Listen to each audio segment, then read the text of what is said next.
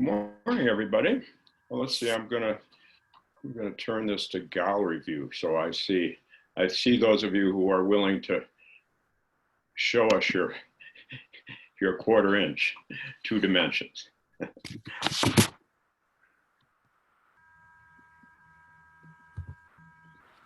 So today I'm going to talk about a case from the Blue Cliff record, which was compiled 11th, 12th century in China, of interactions between Chan teachers, Chan students and teachers, Chan students, Chan being the Chinese word that is translated as Zen. So this is case 89, which some of you will be familiar with. Yunyan asked Dawu, how does the Bodhisattva Avalokiteshvara use those many hands and eyes? Dawu answered, it's like someone in the middle of the night reaching behind her head for the pillow. Yunyan said, I understand. Dawu asked, how do you understand? Yunyan said, all over the body are hands and eyes. Dawu said, that's very well expressed, but it's only 80% of the answer. Yunyan said, how would you say it, elder brother? Dawu said, throughout the body are hands and eyes. So Dawu and Yunyan, they had the same teacher. They both became famous. Dawu is the older brother, and he, in this exchange, is deeper. Brother, not in the blood sense, but in the lineage sense. They were both in the same lineage, and they had the same teacher. So those of you who have been either gone through ordination or gone through initiation, there's a lineage paper that shows your connection to people that you got initiated with, or your brothers and sisters, technically. And there's your teacher and your teacher's teacher. And this supposedly goes back to the time of Buddha, but we know that it was made up in about the 9th century, because that's when the Chan school was trying to establish itself. So it made it up, but it's been pretty, I think it's pretty routine since the 9th century. So one more time. So the story has 3 main characters: Dawu, the older brother, Yunyan, and Avalokiteshvara, the Bodhisattva. One more time. Yunyan asked Dawu, how does the Bodhisattva Avalokiteshvara use those many hands and eyes? Dawu answered, it's like someone in the middle of the night reaching behind her head for the pillow. Yunyan said, I understand. Dawu asked, how do you understand? Yunyan said, all over the body are hands and eyes. That's very well expressed, said Dawu, but it's only 80%. Yunyan said, how would you say it, elder brother? Dawu said, throughout the body are hands and eyes. So the third character in here is Avalokiteshvara, whom I was just talked about a couple Dharma talks ago. Avalokiteshvara, Guanyin in China, Kannon in Japan. Probably the most popular bodhisattva in all of Asia, the bodhisattva of compassion, who reaches out and touches everywhere. So what about Dawu and Yunyan? Well, we can speculate that Dawu has allowed the teaching to fully penetrate him, and that he's able to act from the still mind, from the heart mind, rather than just ego. He gets that Avalokiteshvara's eyes are not just all over the eyes and then all over the body. They are the body itself. They are the body itself. So the last couple of talks I've been talking about heart mind, Chitta in Sanskrit, Shin in Sino-Japanese, trust in heart mind from the third ancestor, a long prose poem. With big mind, that's Suzuki Roshi's expression. Buddha nature, that's the common expression. So what about it? I said this last time, but I'm going to go over this again. Heart mind, in contrast to ego, doesn't have a revved up narrative. Isn't just caught by remembering, regretting, and rehearsing on and on with thousands of opinions based on thousands of fears. Heart mind doesn't have waves of emotion, crescendos of emotion, anger, euphoria, embarrassment. Heart mind doesn't worry about being left out, rejected, not fitting in. Instead, heart mind rests in a don't know space with a felt sense and sometimes dim images, a few words, often not enough for the ego operating system.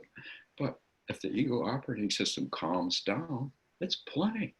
It's plenty, calling us to be who we are, always calling us to be who we are. So Dawu is acting compassionately from the depth, from heart mind, rather than just from his understanding. Understanding is important too, though. We have to balance our ego operating system. It's as important as heart mind. So let's not put Yunyan down. We're always looking for the winner and the loser in these. But this is not about winners and losers, even though it seems like it. Yunyan's 80% is good. That's wonderful. So I'm going to give an example of heart mind from my experience with my teacher. Maybe I'll give a couple. So years ago, more than 50 years ago, we were going to go to this art museum in San Francisco where I lived, and going to hear a talk that my teacher really wanted to go to. And my roommate was going to go with us, but she was really suffering from depression. So she didn't have the energy to go, so she backed out at the last minute. And then we went to the talk, and my teacher, Shunryu Suzuki Sensei, was sitting next to me. But just before the talk began, he got up and went out of the room.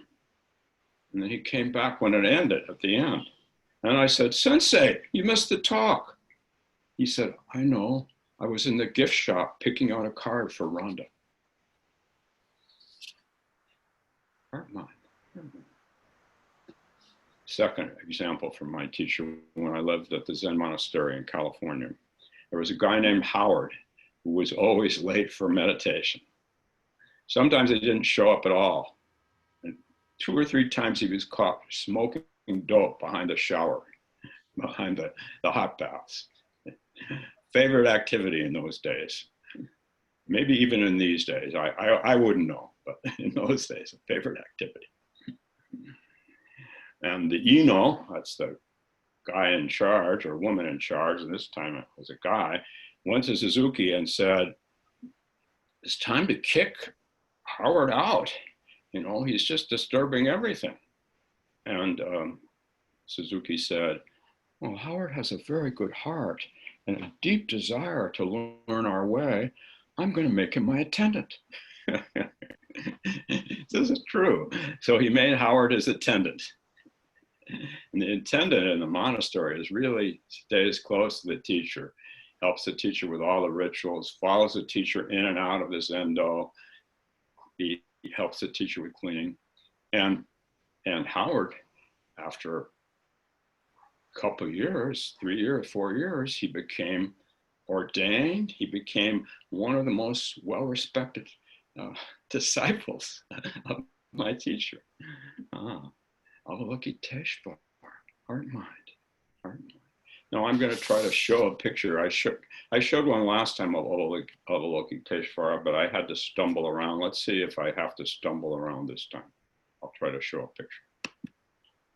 Oh, there it is. This is a different picture than the, oh, where'd it go? Oh, well, I saw it. Let's see.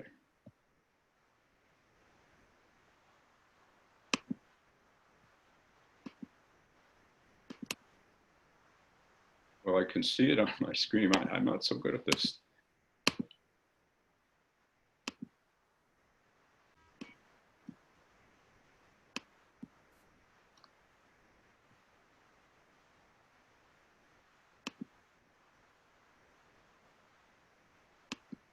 Well, I guess I'm not going to show it. There you go. Anyway, there are lots of pictures of, it still wants me to do it. So. Hey, Tim? Yeah? You want to stop sharing. You're sharing the wrong screen. All right. Click share again, and it'll give you some choices as to which screen to share. Well, I've got you guys' pictures back. Right. So go back to that screen and click the share button. Okay. And it'll give you several boxes to choose from. Yeah. Choose the one that has your picture on it. And then, Then I want to share. Okay. Oh, didn't come up. Still the wrong one. Maybe it's going to come up. Maybe it's down here. Oh, here it is. I don't know. There okay, here we go. Here's Avalokiteshvara, you guys. Let's see. And we're starting at the top, and then we're moving along so that we can see her in her, maybe not her entirety, but most of her. Her and him. Sometimes a her, sometimes a him. There she is, with her heads, with her arms, with her eyes. You can see that, right? Okay. Okay. So, my teacher was giving a talk one time at the Zen monastery, and he was talking about within one there are many. And in those days, we didn't have electricity in the Zendo. So we only had the light on his face and ours from the lanterns, shadows. It was pretty wonderful, coming and going as he gestured and moved his arms and his hands and his legs. And in the morning, my friends and I often would say, was that Suzuki the man talking last night? Or was that Suzuki the woman? Or both? This is Avalokiteshvara. Face and countenance different according to different circumstances, sometimes soft, pliable, emanating love, sometimes steely and even fierce in affect and emotions. Within one, there are many. Within many, there are one. So supposedly, Avalokiteshvara looks down in suffering, and when she does, her head bursts from pain. And then Buddha puts her head back together. And she grows 9 new heads, as well as growing 1,000 arms with an eye in the palm of each hand, to both see the suffering and reach out. To both see the suffering and reach out.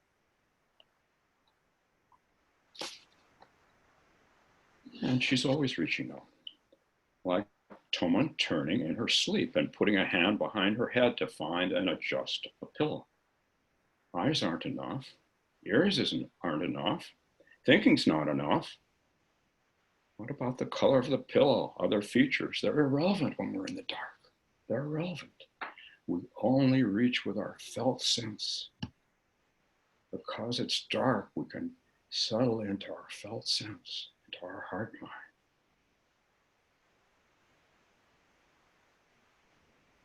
We can release the tension within the ego operating system and just settle in without evaluating the pillow or judging it, just settle in.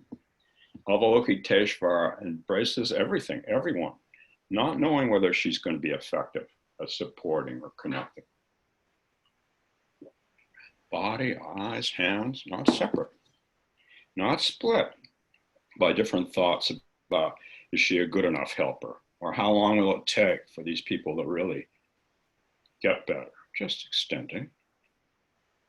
Because the measuring, judging mind has fallen into the heart. It just falls into the heart.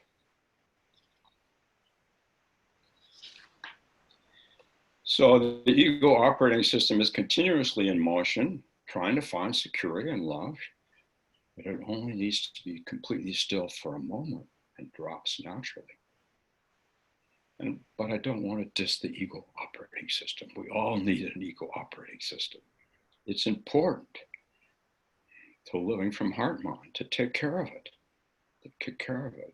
And as a Western psychologist, I was trained specifically to work with the ego operating system. Classical point of view about the ego operating system is that it's made up of 3 components. And of course, you can do this any way you want, but this is the classical Western point of view. Western point of view. Made up of 3 components. 2 from the past that we project, that we carry in our body and project in the future, into the future, and 1 in the present. The 2 from the past are the internal child and the internal parent. So let's start with the parent. The parent, we carry within us, within this Dharma container, attitudes, feelings, behaviors that are, in a way, like our parents would have responded, saying in a way what they would have said, feeling what they would have felt, behaving how they would have behaved. There's a nurturing parent. Sometimes your parents were nurturing. You may think your parents were never nurturing. Sometimes they were. Or some adult in your life was, or you wouldn't be here doing this. Nurturing parent, caring, loving, helping, controlling parent, criticizing, reprimanding, censoring, punishing, what I used to call the inner critic until I started working with so many people in Zazen, and I changed it to the inner tyrant because it seems stronger than a critic. So many people. So that's from the past. We carry these projections in our bodies and these voices. And the child, the natural child, the spontaneous child, curious, creative, open, loving. And then the freaked out child, guilty, afraid, depressed, anxious, envious, trying to please everyone, all those big people, got to please them all, so they won't be ignored, so they won't do something to me. So that's the parent and the adult. And then we have, the parent and the child. Then we have the adult. The adult. Adult is present oriented. Adult thinks and acts based on what's happening right now. We show our adult when we're hanging out with colleagues at work, coffee hour at Zen Center, just being present, straightforward, without a lot of emotional triggers. And when the adult ego state is working well, our interactions are fueled by interest and curiosity. There's no interference from the punitive parent who blames, criticizes, or proves a point. When you're having coffee with someone at coffee hour who's blaming, criticizing, or proving a point, you don't want to have coffee with them anymore. You want to figure out how to move on to someone else, right? Or the scared child, inadequate, unworthy, I'm not good enough, I'm not good enough. And the adult manages and attends to the parent and child and helps, and so that they in unison, Walt Whitman's I am large, I contain multitudes, they in unison move toward goals. So during my last 20 years and more, supporting people with their meditation, I spent a lot of time, a good time, wonderful time, helping people with their inner tyrant and their freaked out child. Because as we accept them, as we listen to them without being caught by them, we have compassion. Avalokiteshvara's compassion comes up. We create an environment where the mind naturally begins to drop into the heart. As the ego operating system balances, it cools. And then when we reach out to someone in pain, we're able to embrace them, warts and all. So when I picked up my teacher to take him to the art lecture, he had a big warm smile. Going to the Young Museum in San Francisco, best art, best Asian art in the the United States. Now I think Mia has the best, but those days, DeYoung. Then he said, where's Rhonda? I explained she wasn't coming. She wasn't feeling good. I didn't say anything about depression. And he was quiet during the car ride. Then when it's time, as soon as we sat down, we got our seats, he got up and left. And then after the talk was over and he came in from the gift shop, he showed us his card and he was beaming. His smile covered his entire face as well as his hands and eyes.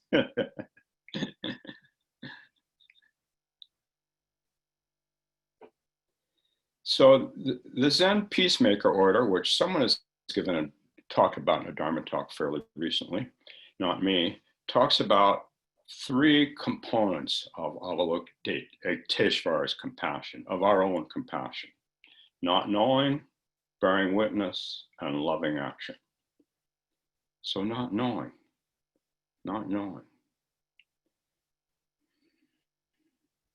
Ego operating system, even when it's functioning well, needs to know. It just needs to know. But when we sink into heart mind, we're spontaneous, natural, and we don't mind not knowing.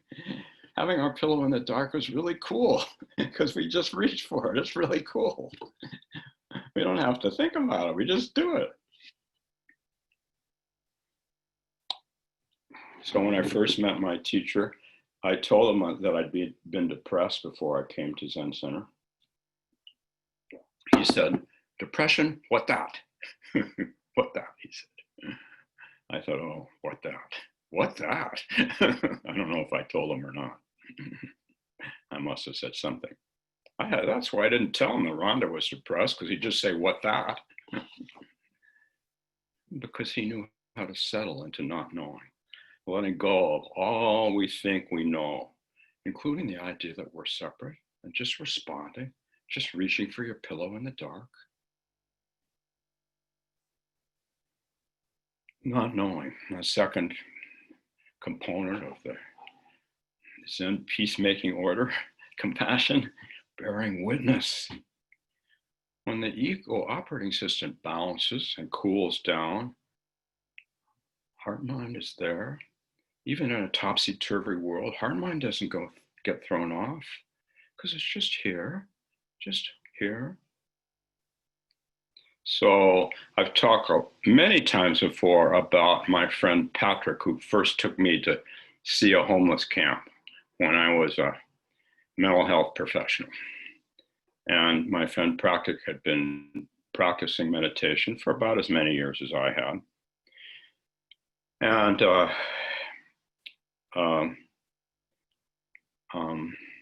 he said to me before we went, if you completely focus on being with them, this is what I remember him saying, I didn't write it down, listening to them, paying attention to them with no hint of judgment or advice, the folks in the camp will begin to trust you. His mind had fallen into his heart. Most people who are in pain don't want or need to be fixed. Did you ever notice that? When you're in pain, I'm talking about psychological pain, someone wants to fix you. They don't want us to look away. They don't want us to sink into despair about their situation or condition. All they want is our undiluted presence. That's all they want, our undiluted presence. Pretty simple. All they want is for us to hold our intimate space open, refusing to close our eyes, turn away, or use some psychological mechanism to protect and distance ourselves. That's the gift that they're looking for. That deep listening. Deep listening. The third component of the Zen peacemakers is acting with loving kindness.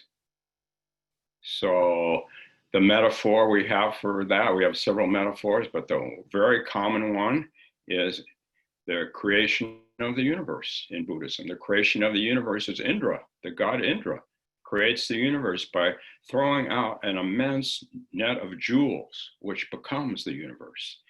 in which each individual jewel is completely itself and yet reflects all others, completely itself and yet reflects all others. When the mind drops into the heart, we see and feel others' pain as a precious jewel that's been overlooked. And we just reach out to it. We just reach out to it without feeling responsible for their suffering, without feeling like we have to take care of it to feel whole, because everything is already whole. Each jewel is whole. It may be a flawed jewel. All of our jewels are flawed, but that doesn't mean they don't reflect all the other jewels within them. Reaching out for a pillow in the dark. So here's a poem by Isa about a fly. Maybe compassion even for a fly. Maybe you swat it after you have compassion for it. Well, if you swat it, you just swat it. But the compassion. Here's Isa. Hey, don't swat. The fly wrings his hands on bended knees. Hey, don't swat. The fly wrings his hands on bended knees. The mind drops into the heart. We have a sense of camaraderie with the suffering of the fly, with our own anxiety, with our guilt about how privileged we are, how privileged I am as a white person. Just holding that, just holding that. Avalokiteshvara always showing us how to find our own pillow and help others do the same. Letting go of all those ifs, ands, and buts. How many ifs, ands, and buts did you do already today? When you drop into heart mind, you let go of those into the moment and its felt sense. So we're moving in our practice. We're moving in our practice from the interdependent net as a good idea to a description of who we are, who you are, what is. We're moving to that gradually, letting the mind descend into the heart, its true home. When we don't do this, Song-san, who wrote the long treatise on trust in heart mind, which I've given many talks on, says, heaven and earth are torn apart. But when we open to heart mind, we heal. Healing comes out of that.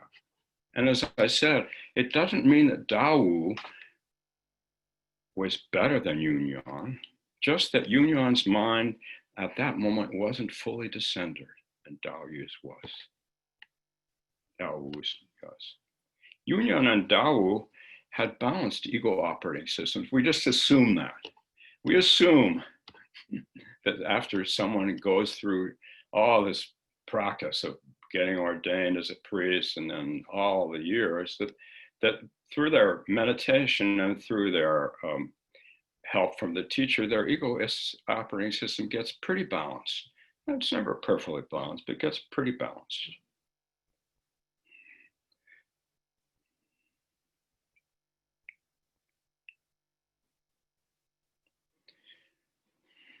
When the needy child is listened to and attended to, when the spontaneous child is appreciated and acted from, and when the inner tyrant is detached from, I've got to see the inner tyrant first.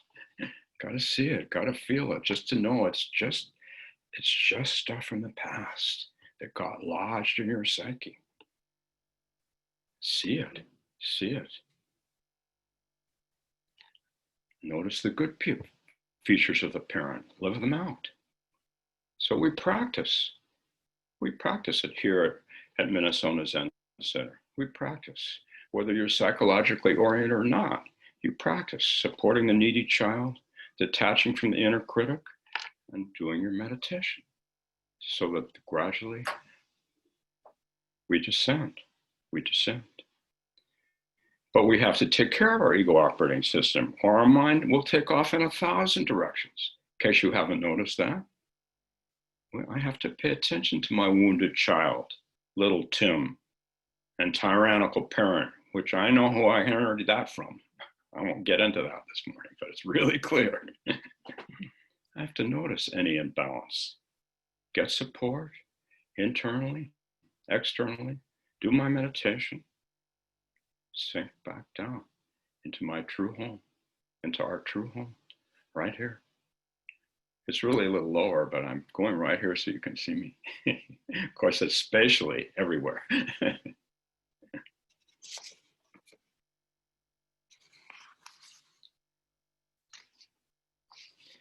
So our mind drops into the heart. Each of us is a separate, each of us is our own flawed jewel, and yet we contain all the others. So naturally we're compassionate to them because they're contained within us. Our heart mind, continually unique, completely unique, totally unique, and yet not separate from you guys. Not separate from you guys. So that's what I want to say this morning. And I see it was a short talk. So I never know. So I will be glad to entertain any questions or comments that any of you have.